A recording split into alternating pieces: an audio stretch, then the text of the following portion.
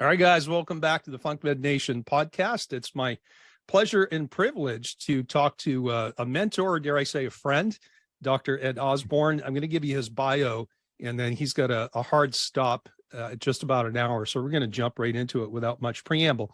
Number one ranked iTunes podcaster, best-selling author, and two-time Two Comma Club winner. Dr. Ed Osburn is one of the leading visionaries in the chiropractic industry. Through his Laptop Lifestyle Academy virtual podcast training course and Men of Iron Brotherhood, he offers a range of training for doctors who want to build massive movements and far-reaching impact while creating multiple 6- and 7-figure businesses. His philosophy is simple. Your practice can be anything you dream it to be, and your success does not have to come at the expense of your quality of life. And man, you're singing my song when you say that. So welcome. It's good to be with you again. Yeah, I'm excited. I'm pumped for this. Yeah, very good. So you and I've known you now for a few years. I guess it's probably going on something like 4. Because I think I was living in South Carolina, when I first jumped on to your laptop. I can't get that phrase I know, out. I can't even say it either, don't worry. Laptop lifestyle program and training. And one of the reasons why I wanted to talk to you in the context of the podcast and the community that we're speaking to is I've been online in some capacity for quite a long time. Mm-hmm. I found myself, even though I was doing online stuff, I was behind the curve because things had changed so rapidly. And I do remember a time, probably back around 2012, 2010, when being online meant you had a website, maybe a WordPress website, and it didn't have to be all that sophisticated. And people would just find you and, call your office and become your patients. Yeah. Yeah. And that, dude, that's so not the case anymore. And so one of the conversations that I want to have, because I know we could have many different conversations in an hour, one of the ones I'd like to have is from your perspective, how much and how have things changed?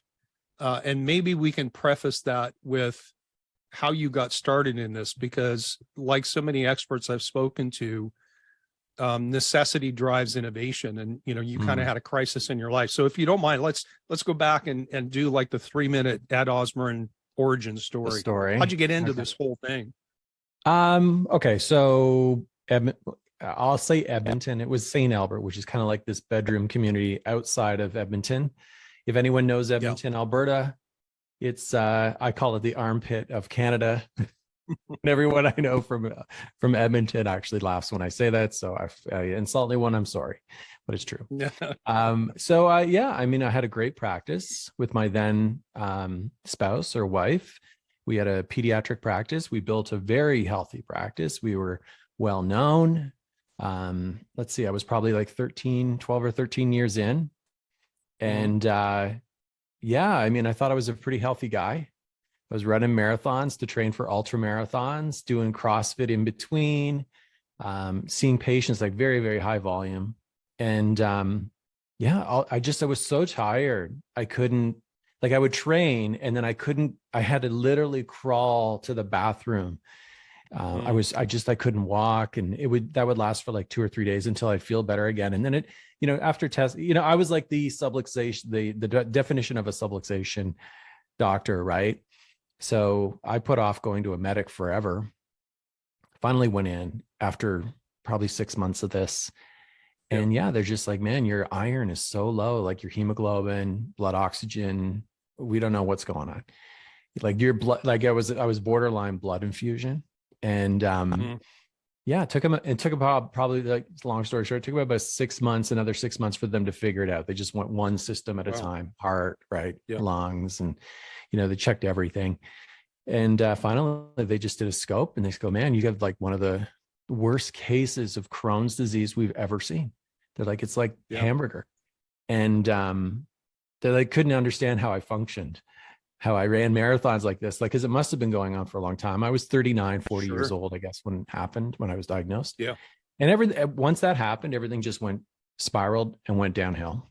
So eventually 6 months later, I'm in surgery. I couldn't practice anymore. I'm sitting at home going, what the heck am I going to do?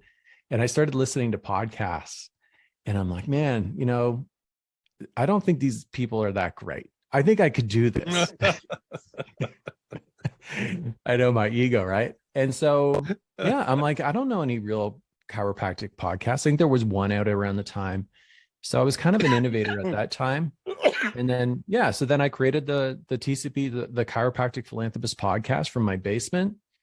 And I just went hardcore, went all in. So content marketing, I had nothing to sell.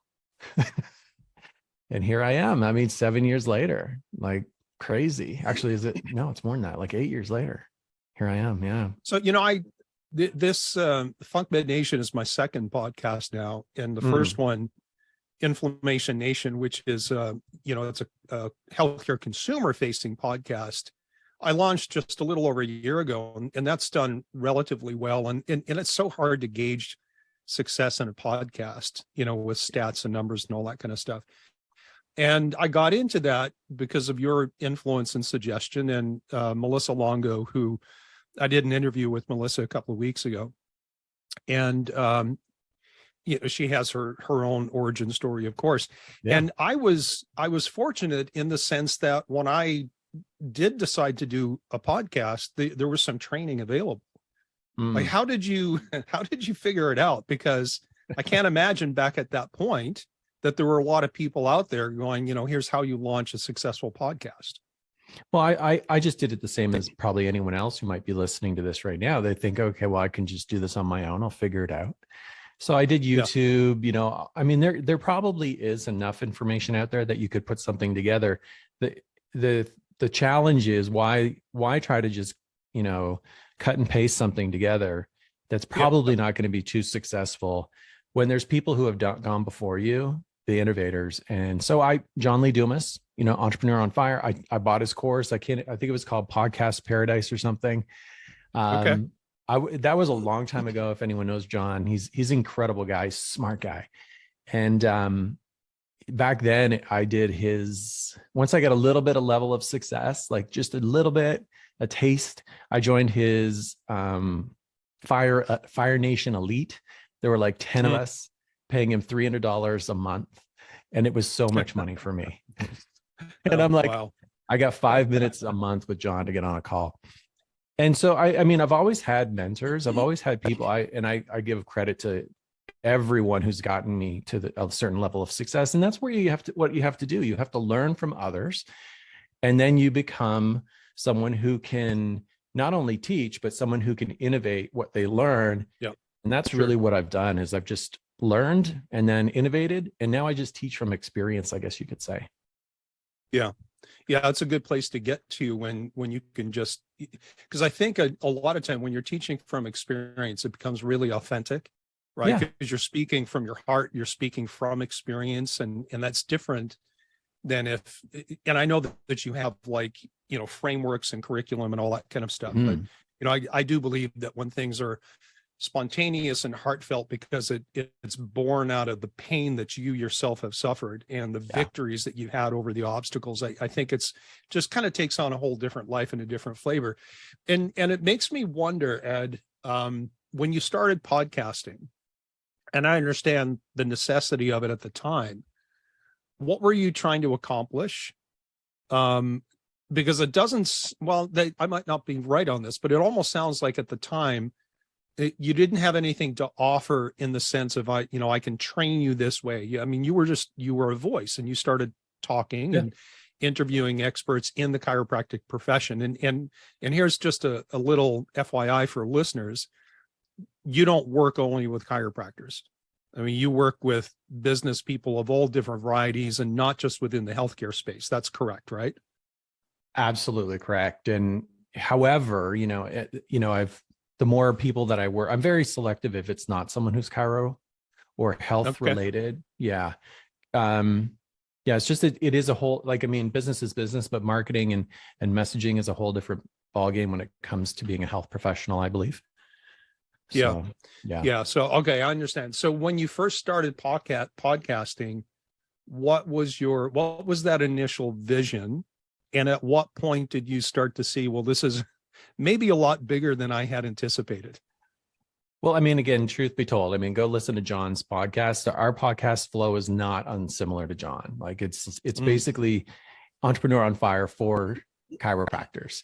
So gotcha. I had a specific flow, and it was, again, you could tell that I had taken some training from John Lee Dumas, and my whole purpose was like, I'm sitting in my basement. I can't leave. I can't even lift my kid, right? Who's like 10 pounds at the time. And I was like basically in a diaper. Like, so I was like really like, I was like, how do when that happened, I lost completely a sense of who I was. And I lived and Mm, breathed chiropractic. So I sure. wanted to, yeah, that was the birthing of the philanthropist, isolation. And I'm like, there's got to be Mm, other chiros who feel isolated. And so when I came, I'm like, I want to just give back. So I called it the philanthropist. I was going to call it charity, the chiropractic charity or something. It was, and either way, it was a pretty bad name, but it worked. It was, it's yeah. memorable. So yeah, I just started, I came up with a flow. Back then we used Skype to record. Yeah. So I was using Skype and I was doing these calls, and I think I did 30 episodes before I launched. So a lot of content. I learned a lot. They were bad. If you ever go Mm, back to those, we're over 400 in now. And I was just really felt blessed to be part of it. It gave me such a great appreciation for our profession and the mm, diversity, the dichotomy, like the eclecticness of our profession. I never had yeah. one conversation that was similar to any other in 400 conversations. It was really, Yeah. really brilliant. Yeah, I loved it. So it was just as much for me as it was for everyone else, but it turned into this piece of, again, we'll come back to that word, which is content marketing. Yeah. The creating of value with nothing to sell, like and a lot of people, especially doctors who are listening, see, they can't see how creating something like a podcast without having something like an offer, like say a call to action at the end to go buy my shit, sorry, go Right. buy my stuff, You can say it. and how that can benefit them, because we're all taught to measure ROI. Well, there's ROI that can come back to you in other ways, that will create monetary flow. And podcasting is definitely like I can't remember who said this, is it's basically the father of content marketing, but he said basically like you shouldn't be marketing if you're not content marketing. Like you shouldn't Hmm. even, if you don't have a content marketing strategy, you shouldn't even be marketing at all. Like you shouldn't do anything. Yeah. Yeah, it's that important.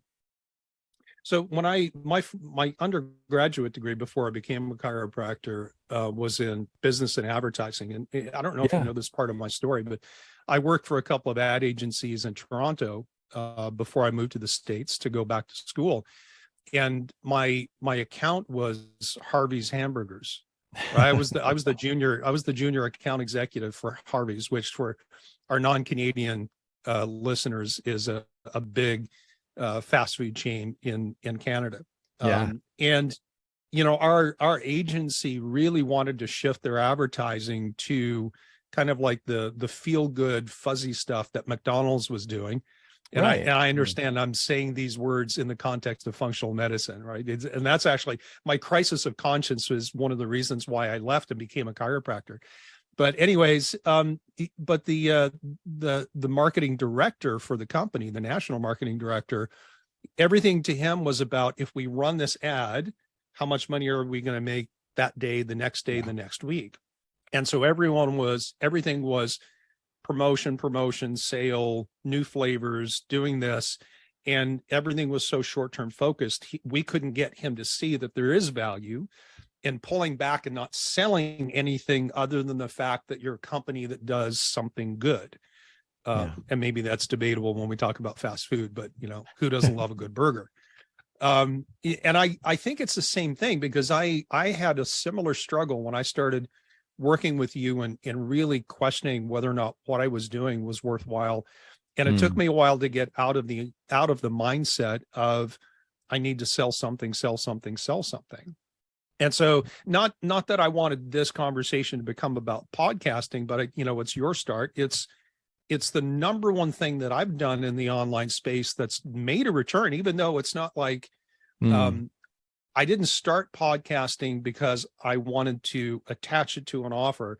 I wanted to educate people in an era where do-it-yourself healthcare, people taking care of themselves, is becoming kind of a necessity because healthcare is so broken. Yeah. And lo and behold, in not selling people, it's become my number one source of new clients in my one-on-one coaching programs, right? So, Yeah. I mean, the return came even though I wasn't expecting it. It took some time as well. So let me go back to the question, because I think we kind of took a little bit of a detour. It's all related, but when you started recording your podcast, I know that you were wanting to give back, but if you compare what you were doing then with what you're doing now in terms of coaching on the development of online businesses in such breadth and detail, right? You're not just like a one monolithic kind of guy. You do one thing. I mean, you coach in so many different ways. Mm-hmm. How long did it take for you to start seeing, if I'm going to do this, I'm going to have to touch on all these different points? Like, when did the vision explode for you? There was an intuitive piece to it, right? Mm-hmm. And then there was just the universe. I don't know. Like, I mean, now with what I know, right? Now that I do have formal marketing education, now I can see how I just kind of stumbled my way through it, but I never really had a clear objective. I didn't know. And then I'm just like, okay, well, I'm going to teach everyone how to do what I did, right? Teach from experience. But now that I see it, I see, oh my gosh, like this, I just kind of stumbled into a strategy. So I think there was a little bit of intuitive to it. Like I'm just a natural marketer. So yes, when I was doing the podcast, what happened was I was kind of in that awareness phase of marketing. So people were learning about me. They had never known about me. I was guy in my basement. So that took like 3 to 6 months, just like talking to people, getting my voice out there, getting recognized, social media posting, just being relentless and ferocious in my marketing, not offering anything really. And then doctors, I was having these conversations and they were saying, you know what you should do? I would love to learn what you're doing, like how to start a podcast for my practice. And I'm like, boy, that would be a great idea. You should do that. And I mean, actually, if you go and listen to any podcast now, or many of the podcasts, I'd say 8 out of 10, they've taken coaching, our program. Like if it's a chiropractic program or podcast out there, they've probably done our program. Yeah. If they're doing anything meaningful, for sure. So yeah, I just like, I'm like, maybe this is what I should do. I should teach people. So I created a course. And so it's you did what a savvy marketer does, which is you listen to the marketplace and then you fill a need. So I went from, right? It was really interesting too, because I shifted from awareness. See, this is what I think a lot of doctors don't understand is they have to test, they have to validate, they have to be out there and asking questions. And that's me. And I was doing it maybe unintentionally, but I was doing it. And my audience came to me and they said, hey, here's the problem I have. Can you solve it? And I'm like, yeah, I can do that. Then I moved into thought leader, which is like, okay, I'm an expert now. I have results. Here's my results. I'm going to teach a couple people how to do this. Did that. They got results. Then we went and it blew up. That was my first course. And I'm like, hey, now I'm just going to show other doctors how, because docs were coming to me saying, how do I create an online course and launch it? So then that's kind of the natural progression into teaching and coaching and online products and services, e-commerce. Yeah. So there's two things that pop to my mind out of just that little snippet that you gave. The first one is describing for people listening this development or this progression from aware to awake. Yeah. Right. And I learned that with you when we did the training. Just kind of walk people through that, because most of the people listening, I would imagine, they don't have business backgrounds. They might not be natural marketers. This stuff doesn't come easy to them. And I'm sure that there are a lot of people out there who would like to do this stuff themselves rather than just hiring someone and say, go do this for me, which I know that that's an option as well. But just like talk to me as I know nothing, and talk to me about how I view the potential marketplace or the marketplace that I might potentially want to interact with in terms of this concept of aware to awake and whatever stages might be in between. Why is that even important? Well, I mean, if I kind of even back up, because I feel like, aware, awake, and well, it's unaware, awake. Hold on, how does it go? Unaware, awake, active. So like people who are Active. actually buyers. If we back up and just make it relevant to content marketing itself, which is Yep. brand awareness, then I would say that we're going more from unaware or awareness. So a lot of people will be in that phase, but they quit in that phase. And that's when you're just creating content and doing validation and testing to see what people want. If you even follow me of any, like, I don't want to date this podcast, anyone could be listening at any time, but I've been doing some awareness phase for a new podcast. I'm like putting things out there, hints, asking questions, and I'm getting some really great feedback, and we are executing on that. Then you'll move into what's called you progress, your brand maturation moves into like thought leader. So that's where you're creating content. Maybe you've been doing this for 3 months, 6 months, really connecting with your audience, not really offering anything, but value. And once people start seeing you as an expert, once people start seeing you as an authority and they're getting a ton of value, then you can move into what we call I would say is a storyteller. And a storyteller is someone who now you connect with people on a deeper level, because I like storyteller because people buy on emotion, right? There's so many people out there in online business, right? And once you move into storyteller, now you can make an offer and you can go, okay, look, we've connected. You understand me. I understand. You understand my story. I understand your story. Now let me give you a product story. So here's what I'm going to sell you, right? And I think that's where podcasting comes in or we could say video podcasting, or now it's like TikToks. And by the way, your Instagrams are great. And your reels and TikToks, they're amazing. They're awesome. But those are like little mini podcasts, little mini, pieces of content marketing, right? That establish you as a thought leader. I'd say that's where you are, right? And then there's probably some sort of storyteller coming. There's like some sort of offer that you would have, whether it's for B2C or maybe even B2B, right? Client or business to business. Yeah. Yeah, for sure. I was saying at the very beginning that things have changed so much. And this is one of the themes of this podcast, is just looking at the business of functional medicine, how much it's evolved. How necessary is it for anyone in the healthcare industry, any credential doing any type of work, to have some kind of online presence? And if it's necessary, why? And what are the different forms that it can take? Because I know you're big on, not everyone is going to do a podcast well, for example, right? So, everyone's got, you call it finding your superpower. So let's start with the necessity. Like, if somebody's not online doing something, are they missing out? What's the cost? I think so. Like, I mean, there's two considerations. One is like, let's talk about the doc who's in brick and mortar. And they have to be doing some sort of marketing, unless they're just doing referral based, which is great. But even if you're just a one trick pony and your marketing you got one pillar of marketing, anything can happen. And we've learned this over the last few years. Anything can happen that is the unexpected that can completely turn that faucet off. Right. So I'm a big believer in having multiple pillars, at least 2 or 3. And again, I think that if you considered, or docs who are listening, consider that instead of thinking of like, I have a website, or I have a Facebook page or Instagram, and I got to create stuff for it. And think of it as digital real estate. Like you have to have a piece of digital real estate for people to land, people to learn, and people to come in. And it's getting more vital every day, like more and more vital, especially with all this AI that's being talked about.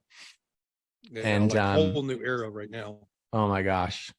It's crazy. It's like, I'm going to do a webinar on it next week. If you're not learning AI and how do you leverage that for your messaging and for education and for standard procedures in your office, then you're going to be behind. But if we were to look at docs who did have, like, we take it a step further and we go, look, what if I had digital real estate, but I had something that's an intermediary, which is a vertical scale of my efforts, where someone could invest in an online product, like an e-learning, a course, continuity or membership, one-on-one consulting, So something where people don't have to necessarily come in my office, but I can still get them results. And that's where I see, you know, we have, the interesting thing is the people that I've worked with who are super successful, who are docs, right? They're all functional medicine Yep. docs. They're like Really? really, really successful. And these are people under the radar. Like if I said who they are, you'd never know who they are, but they're doing like incredible amount. They're helping an incredible number of people, and Right. they're earning like 6 figures a month online. Wow. Yeah, it's crazy. And so in keeping with the tone of the question, like the different ways that you can do that, is that by monetizing a podcast? Is that selling a course? Is it doing challenges, paid memberships and communities? Like what does that success look like? Well, again, if we stick it to the theme of functional medicine, I would say that, you know, docs who are within this marketplace, most of them are doing some sort of content marketing, some paid advertising. There's a time and a place for that.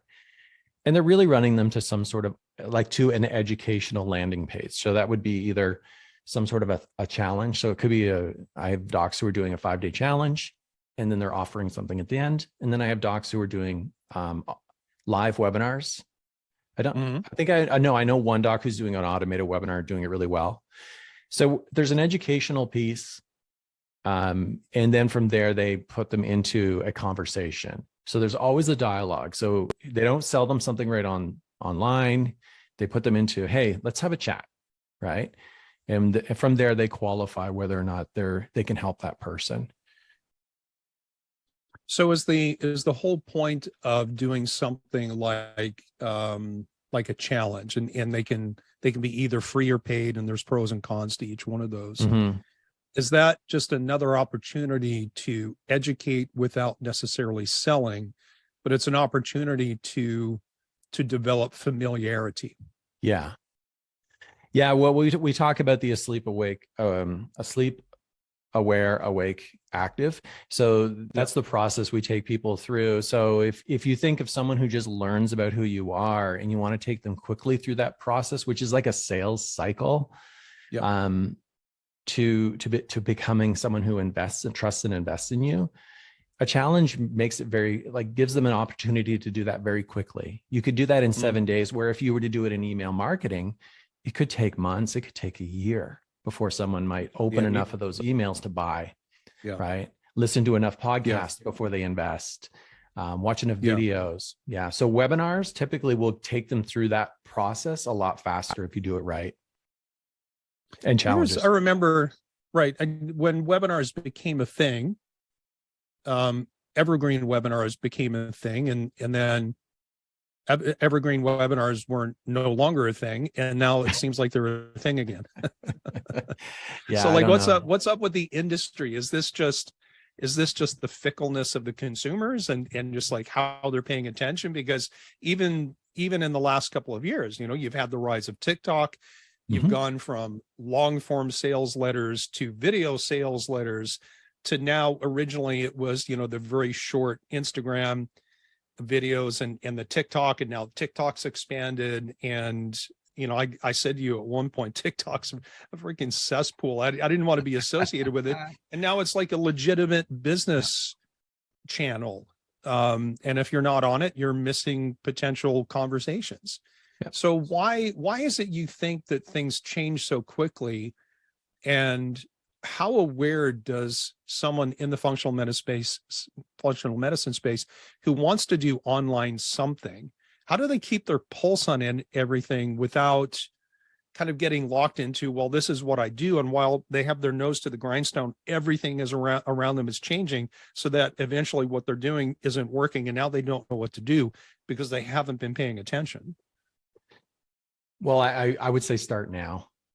Like, do something now, learn something now, something that you don't know, right? I mean, if you don't know TikTok, go take a course, you can buy a mini course, go to YouTube, there's a lot of free resources. If you don't know Instagram Reels, you don't know how to set up your Instagram, and don't just feel that you're going to farm it out, because that's what a lot of docs, especially functional medicine docs, will do, is they just say, hey, I'm just going to hire someone to do it for me. But they never have a complete understanding of how that stuff works. So I encourage you to go learn. I mean, we're I mean, this is like evolution, expansion is learning. I mean, that's the purpose of life. So Right. I think we need to master new things. So I would say, Yeah. number one, start now. Number two is like, if you think it's accelerating fast now, wait another year. Like, you won't even know in a year whether you're talking to AI or whether you're having a conversation with a person. So what's going to be the commodity in the future, I feel, is humanism, like the human intelligence, right? That one Wow. factor that we can't replace. So, yeah, and it's already happening. I had this conversation with a high level online salesperson. He's like, salespeople are going to be replaced because AI have no feelings. They don't get their feelings hurt. They don't take it personally when someone says no. They are relentless, and and there will be AI that will be literally selling people their products online. And it's going to be the same when it comes to booking new patients for your practice. And it's going to be the same when it comes to giving recommendations. Like, people are already using open AI to ask for, like to give them solutions to problems they have, just like Dr. Google.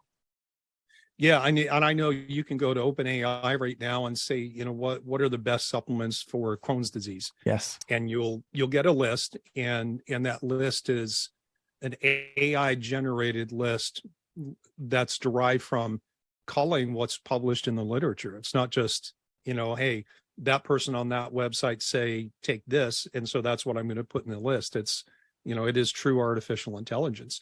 I saw something, and I didn't expect the conversation to go in this direction, but I'm kind of glad it is. And it fits with the theme of, oh my, how much has changed. I believe, and it was just a headline that flashed, and I didn't stop to read it, but it was something about AI passing a medical exam. Yeah, no doubt. Like and at what point do we as healthcare practitioners who curry in the commodities of education and information, I mean, you're right, it will be easy to replace us. And I think it's very forward thinking to see that the future commodity is going to be that human connection. Yes, and it will be virtual.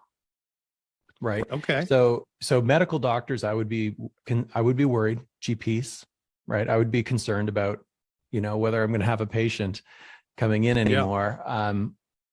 The beautiful thing about functional medicine, about chiropractors, anyone who's using a modality, or, we use our hands or we use different techniques to help people, I don't really see that as being a challenge. I mean, people will always need that. Right. Sure. Yeah. The intuitiveness of healing, right? The experience. But yeah, OpenAI is going to be, I mean, we could go there right now and say, hey, give me 10 topics for TikTok, that are the top trending in autoimmune disease or thyroid. And it'll give you the titles. It'll tell you the ones. And then you could even say, well, write me a script for each, and it'll write you a script. Yes. But you do have to understand that you're talking to like a 7-year-old. So, although it's learning. And so you do have to take that into consideration as well. So you have to, I call it, put some humanism into it, or I don't even think that's a word, but you have to humanize it. So you have to make it your own still. But I feel it will be very different in a year. So one of the things, and back to content marketing, is like, I feel like a lot of doctors struggle with is like, what do I do? It's like, I have to create something today. Now you can use OpenAI and you can, I mean, the content, you could just ask it for content and it'll give you ideas for, endless ideas, infinity. Yeah. Yeah. Yeah. And I do understand that there's a disconnect, even though, I mean, when I read things that you've written, when I listen to you speak, there's a voice and a tone that you have. Now, I know that you can go to OpenAI and say, write a blog article in the voice of Matthew McConaughey with his humor that's a little sarcastic on this topic, and it will do that. And you're reading it and you're thinking, oh yeah, it sounds like Matthew McConaughey. Well, do you think there'll be a point where I can interact with AI to the point where it learns my voice and my style, so that if I say write a blog article on this, it comes out in the way that I would write it. And I would have minimal edits to get it to the point where I want to push it out to a website, or give me a script that I can use to narrate, a podcast or something like that. Will we get to that point where it knows me and can duplicate me? I think it already does.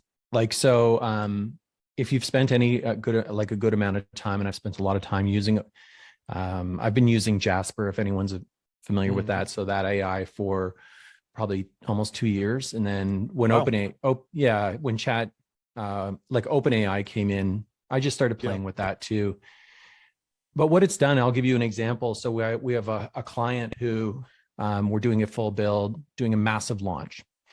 And one thing I don't do is copy. I'm just like, hey, we're going to do everything, but we don't do sales copies. Either you're going to write it or we're going to get someone to write it for you.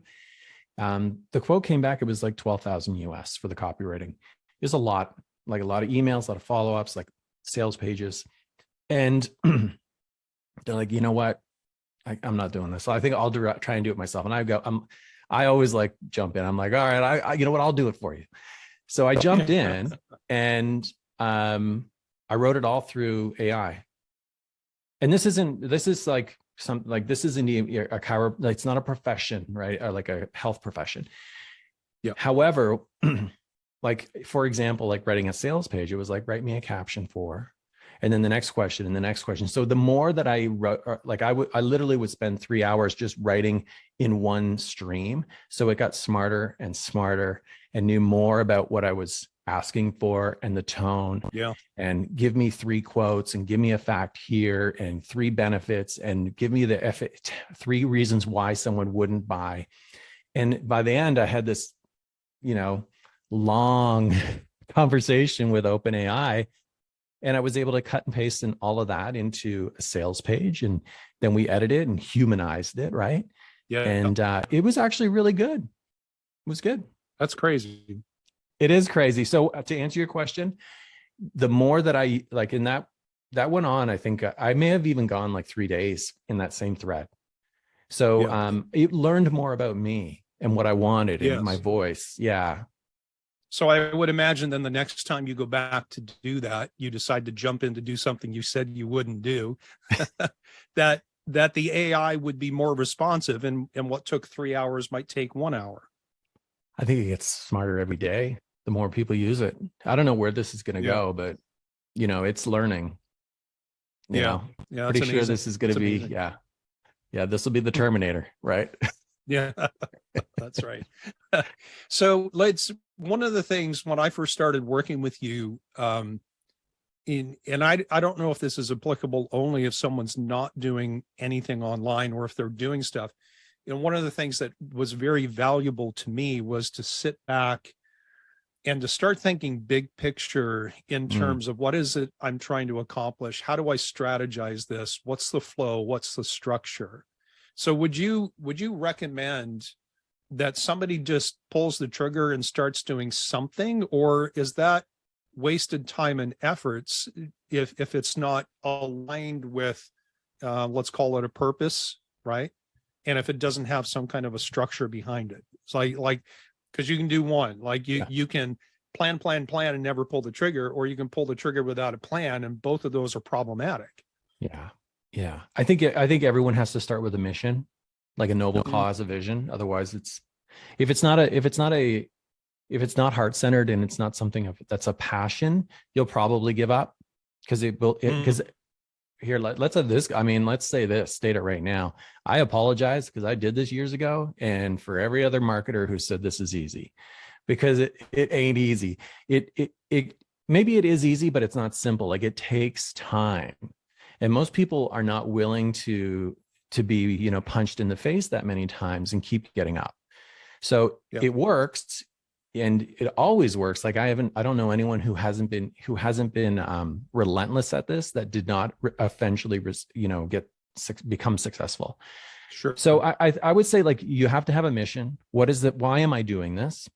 I think you need to look at your values. Like, what are my values? Like, do I value my time with my family? Do I want to be in my practice? Do I want to spend more time with one-on-one clients? And because once you know what your values are, then they're able to, like, my values are very high, like in terms of my time, but I'm an adventurer. I love traveling. I love getting in the mountains. I can't do that Yes. if I have 30 one-on-one clients. Right. So starting this month, I have like 3. And all of our coaching, all of our group coaching is done by a head coach. And it's because of my values, right? And I think everyone should go through that process and not create a monster. So that'll dictate whether you're going to create an online course, which is doesn't require a lot of your time, right? It's going to dictate whether you want to do group coaching or consulting, whether you want to do one-on-one high ticket consulting, or whether you want to have a continuity or a subscription model. You have to know what you value before you make that next step. I hope that answers your question. So look at your values. Yeah, no, I think it does. Yeah, because each of those choices has a different mix of demands on your time and your resources. Absolutely. And learning. Right? Yeah, for sure. What are some of the obstacles when people, like you said, that a lot of people give up when they start posting online? And I have always been, for better or for worse, a ready, fire, aim kind of person. I'll just give me the general idea and I'll just go do something, and then I'll fail. And I know I'm going to fail, but I'm going to learn from that and I'll do it again and I'll keep learning until I get it right. I don't have a problem with that, but it is frustrating. Like when you post something, you start doing Instagram reels, and I have a friend of mine he's up in New York, and his Instagram exploded. He went from like 200 and some odd followers to 350,000 in the span of just a few weeks. Right? This guy he just knocked it out of the park. And I'm looking at my numbers going, dang, like what is wrong? And I'm like feeling like a failure. And so how do you tell people, is it just a matter of iteration and time? Or is there a point when you say, like, maybe you need to think of a different channel? Maybe that's not your superpower. Maybe you'd be better off doing podcasting than Instagram reels or blogging or something like that. And when do you say, maybe stop posting, let's backtrack and let's work on passion and strategy. Let's make sure we know what your message is and that you're clear on that. And then let's go back and let's revisit it. Like, how, as a coach, how do you sort all that stuff out so that you can effectively coach somebody through that first challenge of, crap, this isn't working? Well, I mean, I say this all the time, and it's like most of my time spent as a coach is mitigating expectations. Of our clients and our group is everyone has the expectation of the unicorn, right? Yeah. Who goes viral overnight.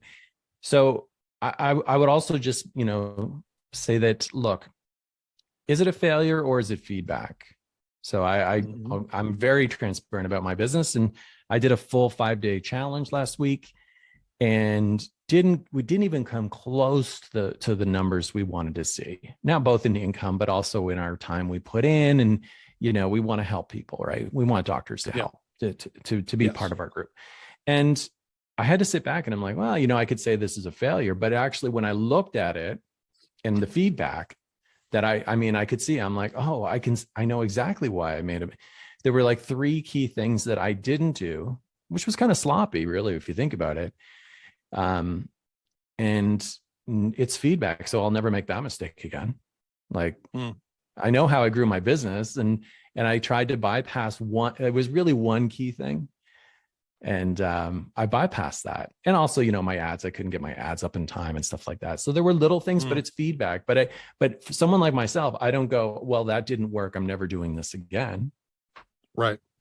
Yeah. And so to answer your question, I think at some point you have to have a little talk with yourself, like internal talk. And if you're like, look, truly, this isn't working, I'm not feeling it, and we need to try something new, then you try something new, because you're in that awareness phase, right? So he went from like awareness, testing, feeling shit out, to thought leader right away, right? Now, some people get stalled out in thought leader and they never make the transition to storyteller. Like, they'll never make a sale from that. They'll never transition that into a profit. So that's just the next level. But so what is the difference? If you can just take a second, what's the difference between a thought leader and a storyteller, and what's beyond? Because I always kind of thought like the term thought leader is almost like the pinnacle. That's the person to whom everyone else looks, but it seems like storyteller is a little bit more dynamic than that. Well, a storyteller just is a salesperson. They have the sales acumen to make the sale. They are really great at sales. You know, I was talking to a client, a one-on-one client this morning. He goes, "I'm just crappy at sales." Well, you'll always be crappy at sales if you keep telling yourself that. But he's really, really like brilliant guy. Like he is an innovator at what he does and very well respected. And some people might even just say, you know, to be surprised. So maybe they need to just do some work on the sales part, like the sales confidence, right? So I think being a storyteller just means, when I say storyteller, it's the ability to connect with people on an emotional level. So like empathetic emotional level, and to show that you can get them the results, the trust piece, right? So is one of the differences there the fact that there is like you can be a thought leader, you know, let's say that my Instagram reels went viral like my friends, that's great, but there's no interaction. And, you know, maybe there's a comment that I respond to, but it's not like I'm doing a 5-day challenge or a live webinar where people can interact with me and spend more time other than the 90 seconds that they watch my reel on Instagram. So is that one of the main distinctions between a thought leader and a storyteller, is just simply the opportunity to make that connection, to understand the pain that someone is feeling so that you can offer them the solution? Yeah, you can mobilize. So a storyteller can mobilize someone to do something, Gotcha. to change. Yeah. So that would be to click a button, buy my stuff. You know, they have the courage to do that as well. I mean, I've had Instagram reels that are like 750,000 views shared, and reels created using my original audios, like thousands of them. But, you know, at the end of the day, when I look at it, I'm like, well, has that ever turned into anything other? So that you would be considered like a thought leader. I mean, somewhat viral, but has that ever turned into anything of like a profitable conversation or even a sale? Probably not. So I don't spend my time on that stuff. How much time does somebody have to invest in creating value without asking for a sale before asking for a sale actually becomes a logical next step? Like, is this something that you have to nurture an audience for a few weeks? I mean, I know we have some standard guidelines with things like email marketing. They have to have X number of emails before you're going to, you know, typically they're going to be interested in buying. How is it? What's the time frame with the content marketing, giving value, free information, and then, okay, by the way, I've got this course, I've got this, like, what's that time frame? I'd say 90 days, 3 months of consistent effort. Knowing though that you should also know what your offer will be. Like, there in your mind, you're like, okay, this is what I think I'm going to do. But it may change, right? Yeah. It may, based on your audience and what the feedback they're giving you. But I would say 90 days. And that could be, you know, creating a following on not just a podcast, but creating a following on Instagram, creating, you know, priming your social media. So it's all cohesive. So it's all your branding on Facebook and your business page. I would like, if I gave a number though, of people who are really, really paying attention to what you're saying, I would say 300. So I've seen some really successful launches for higher ticket offers just in with 300 followers on Facebook. Really? I guess a lot of that just depends on the problems that you're solving, right? Because, you know, as I learned from you, more complicated problems demand more expensive solutions, right? So that, you know, easier to get into the higher ticket stuff. So is it a circumstance, like, for example, and I'm thinking about I'm trying to get free coaching. Here's what I'm doing. So I've got 3 or 4 online courses that I've created, and I've sold a handful of those over the last year or so without kind of really even trying. So let's say someone has 4 e-learning courses that they could sell. Would it be an appropriate thing for them to break the year up into quarters, and each quarter they spend 90 days driving value in one topic of one of those courses. Let's say it's detoxification. And Right. so they spend 90 days talking about detox consistently in all of their social media channels and their podcast. And at the end of 90 days, they say, by the way, I've got a course. And now we're into quarter two, and now it's thyroid. And so I spend next quarter talking everything thyroid. And at the end of that quarter, guess what? I have a thyroid course. I mean, it kind of, is that a reasonable way to do it? Yeah. So Obviously basically many different ways. yeah, there's like little pilot launches almost. So you launch something, onboard people into the course. You stay a couple of weeks ahead of them creating content for say 3 months. Could be less, could be 60 days, could be 90 days, or sorry, 30 days. And then, yeah, you have a packaged course at the end. Now here, I'll just say this as well.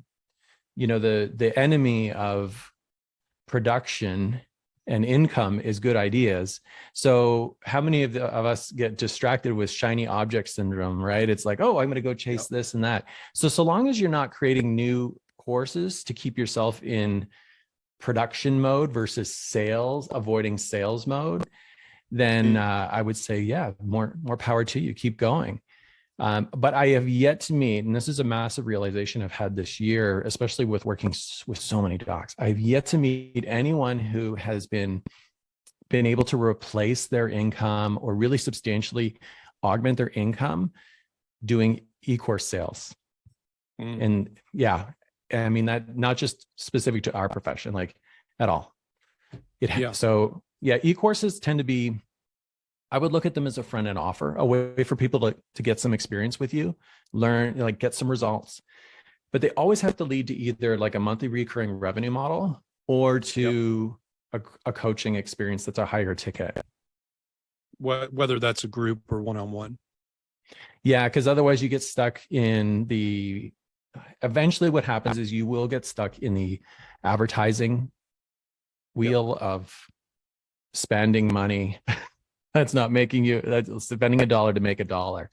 And I know people like who have made incredible courses, made $1 million last year, selling e-courses for $60, $100. And then at the end of the year, they're just like, I'm done.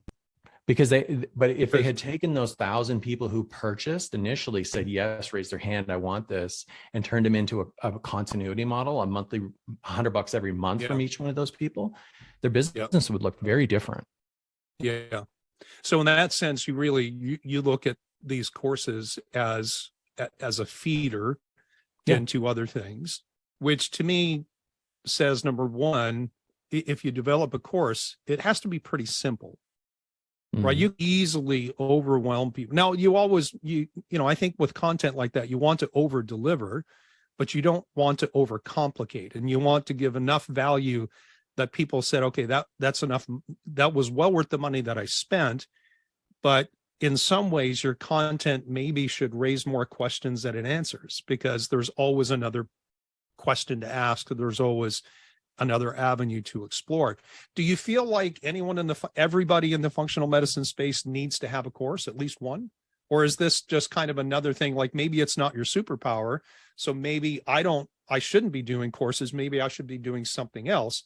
And I don't want to be distracted by doing courses because somebody else says, well, if you don't have a course, you're not doing it right. I think you'd be remiss not to have an online, like an e-commerce store. I mean, let me back up again here. So the e-courses can definitely be a upfront offer. So a way for people to take a course that leads to something else. So I would say, again, maybe I love examples. So intermittent fasting, someone takes this course, it's 60 days, they lose 10 pounds, their blood glucose levels out, they're no longer pre-diabetic. Now they're like, great, I did it. Now what? So you create a new problem for them essentially, which is like, how do I sustain this? And most people, if you frame them, and this is just the truth, if you frame them over, 30 or 60 days that they can't do this alone, they've tried to do it alone probably. So that's where your continuity can come in, and you can go, look, we're going to support you for the next year and make sure that these results sustain themselves. And that's where I've seen a lot of docs have been successful doing a model like that. Right. Yeah. So it leads to something. It's instead of a front end, well, it's a front end offer, or it's part of, say, if you were doing group coaching and someone signed up and they're investing a much higher level, and maybe they're working with you for 6 months, but they have 60 days of curriculum to go through. That's really an online course. So I've seen doctors do that, and that seems to be really successful as well. So almost like a 60 days of indoctrination and results. Sure. Right? Yeah. And it's also back to that. You're developing your authority. People are getting used to you. Yeah. I have to tell you this. I had a new client reach out to me a few weeks ago, and she contacted me through a form I have on my website. And so I texted her immediately and said, "Hey, this is Dr. Noseworthy. I got your email. I'm in the middle of a whole bunch of things, but let me know what you need and I'll get right back to you." And she texted me immediately and said, "Is this actually Dr. Noseworthy?" And yes. then I laughed out loud because she said, "Excuse me while I have a fangirl moment," because she'd been listening to my podcast and I was laughing. I was like telling my wife, like, "Hey, look at this. This is really funny." But so I mean, I've seen all these things in action, which, of course, then reinforces the fact that you must be doing something right. I know we're probably getting close to the time when you need to hop off. Well, my doc actually just messaged she's not feeling well. So okay. So I got I got a few extra minutes. So don't worry. Okay. Yeah. All right. So let's ask the question, like, what's the first thing if somebody's been sitting back, they're in the functional medicine space and they're thinking, I need to do something online. There's so many options these days, right? It's not just, hey, you can build a website. It's all the different social media channels. Let's not even talk about the whole AI thing, which is probably the shiniest of all the shiny objects to be distracted by. But eventually a necessity. I understand that. So how would you tell someone to get started? Like, how do you say, okay, do you tell them pick one channel, get on all channels? Don't do anything until you get your passion and your you call it your holy cause, your mission settle. Like, what is step number one? Well, I'd say step number one is do some research. So if you're thinking of launching a podcast, go listen like it, but you don't listen to podcasts. Well, you should probably go listen to some, right? Sure. Look who's doing it successfully, right? Success leaves clues. Start watching, some like Dr. Jockers, I think, is out there. Like, I mean, he started as a content marketing, and now look at where he is. Yeah. So I would say do some research, kind of see what kind of resonates for you. How could you make your, this unique for you, your USP, right? Like, what makes you unique and how you could create something. And yeah, you do need to have a mission. Like I would come up with a mission. Like I know what my mission is this year. Like I am, 100 doctors. Before I jumped on this, I messaged a doc. I'm like, we are on a mission to help 100 docs this year. I don't care. I'll do whatever it takes. And know exactly what your mission is. It can shift a little bit maybe as you're learning. Right. But I think you have to start there. Those would be the first things I'd say to start with. Content marketing is easy, I think, for docs, though. Why is that? Why do you think that is? Just the endless topics that you can talk about? Well, you may not like this answer, but I think it's your ego. Not you, but specifically, I'm saying to anyone listening, I think it's doctors' egos, because we know a lot, right? And we want to tell people, and we want to help people. And so when it comes to doing a podcast, whether you're interviewed or you're interviewing or, someone else, or you want to write something about that's expertise or results you've had in your practice, like we know more than the typical Joe, I would say. And we're the upper echelon of education. So, I think content marketing is really easy for docs. It's just, they get stuck in it. It's like the dopamine rush of like, oh, I got 150 people liked my TikTok, but they forget to go to the next step. Right. So they get stuck in that cycle of just content and, and you never 2 years later, they're like, I'm not making any money doing this. Well, yeah, I'm burnt out. Yeah. Yeah. So what about educational learning and coaching opportunities that you provide that anybody listening might want to avail themselves? I know that you've gone through a big restructuring in the last couple of years. So, Last at year, one point, laptop lifestyle, and then you had online empire, and you've done a whole bunch of different things. So kind of cone it down to, what is Ed doing these days, and how can someone get started if they want to start learning from you specifically? Yeah. So, well, I'll start with the podcast. So thechiropracticphilanthropist.com, right? So you can go check it out. I mean, our site was having some challenges this morning, but it should be good now.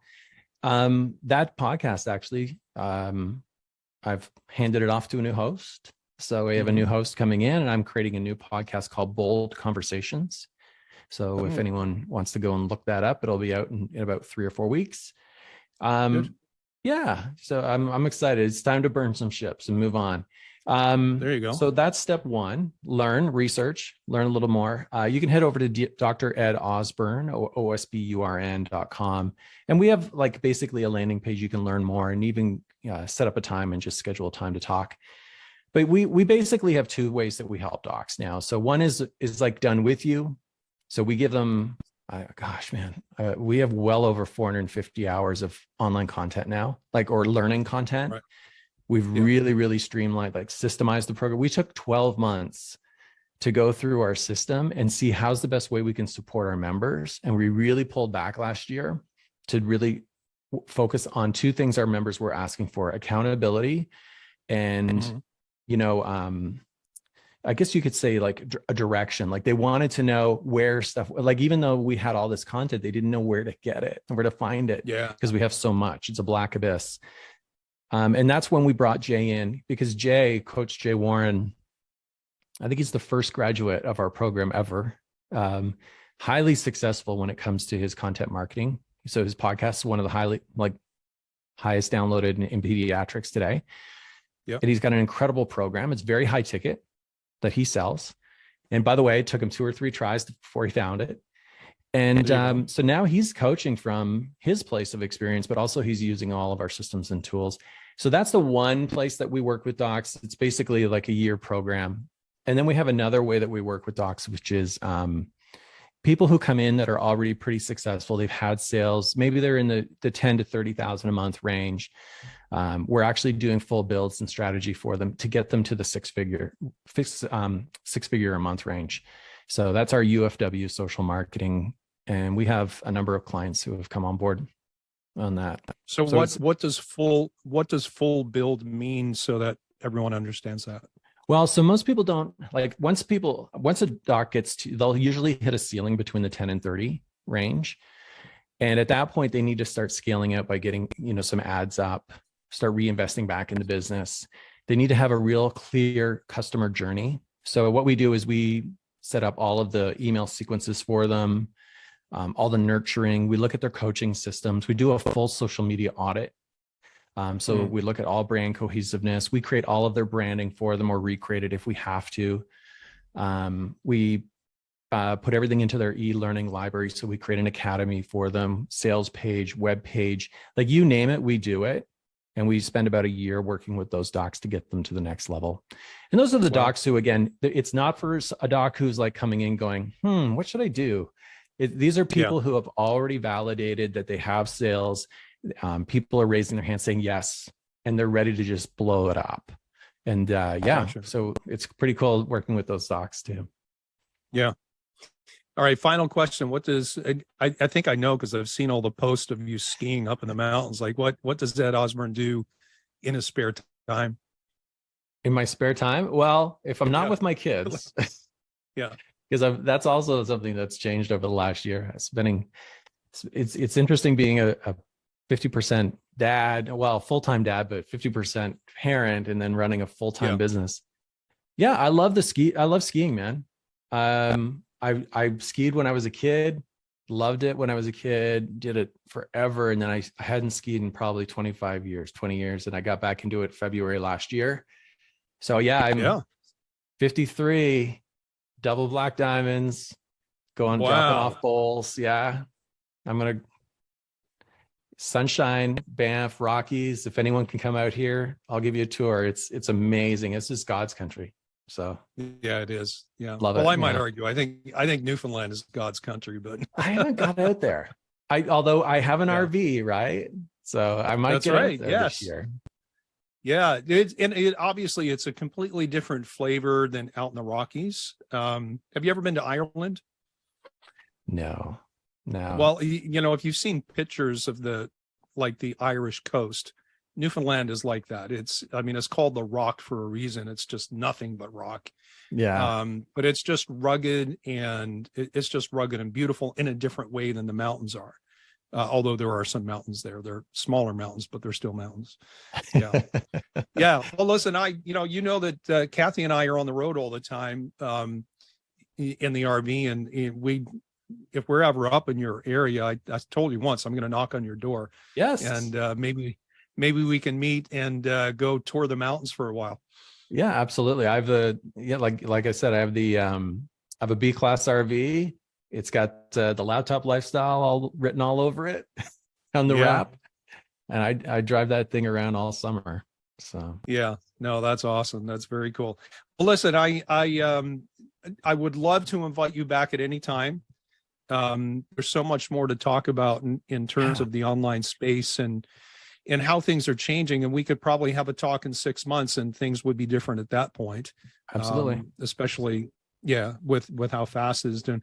But I appreciate your time and your insights today, and I have to say, just a little personal testimonial. I coached with you at a time where I was so confused about what to do and why I was doing it, that you gave me a lot of clarity. And I know that's one of the things that you teach, is that before you can connect with people, you have to have the clarity in your own mind about who you are, what your passion is, what your message is, and ultimately what you can do to help people solve the problems that they're facing every single day.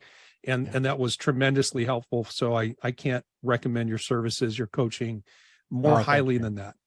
Well, I appreciate it. Thanks for being here. All right. My pleasure.